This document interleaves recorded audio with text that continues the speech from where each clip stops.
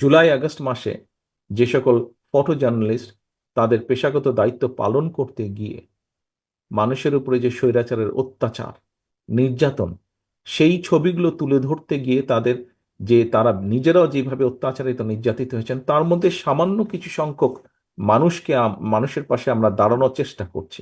সেই উদ্দেশ্যে আমরা এখানে একত্রিত হয়েছি।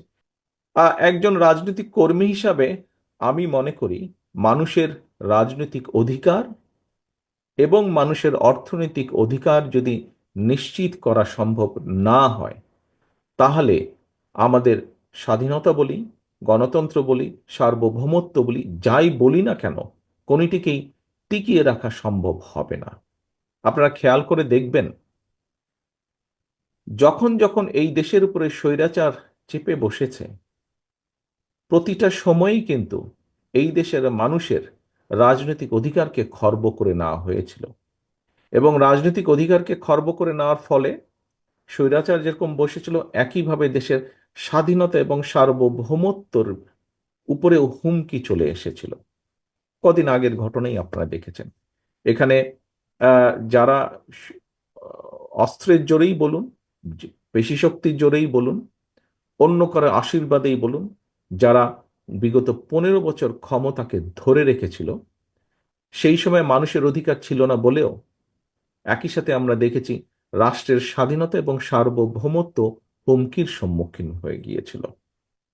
বিভিন্নভাবে আমরা দেখেছি কিভাবে অন্য দেশের উপস্থিতি, বাংলাদেশের মানুষের অধিকারকে দাবিয়ে রেখে অন্য দেশের উপস্থিতি, অন্য দেশের নাগরিকদের উপস্থিতি এই দেশে আমরা দেখেছি কিভাবে তারা বাংলাদেশের মানুষের অধিকারকে দাবিয়ে রেখে, বাংলাদেশের মানুষের ন্যায্য অধিকারকে দাবিয়ে রেখে তারা তাদের স্বার্থ এখান থেকে উদ্ধার করে নিয়ে গিয়েছে। যারা পালিয়ে গিয়েছে এই দেশ থেকে, তারা এই দেশের মানুষের বিপুল পরিমাণ সম্পদ লুট করে নিয়ে গেছে। অবশ্যই তারা সেই সম্পদগুলি সেই ষড়যন্ত্রের পিছনে ব্যয় করবে।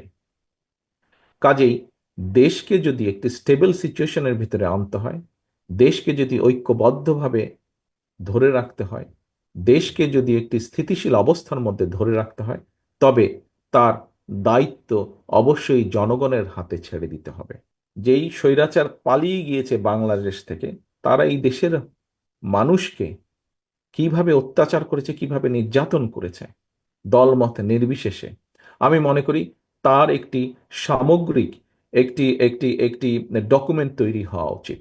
সামগ্রিক একটি ডকুমেন্ট।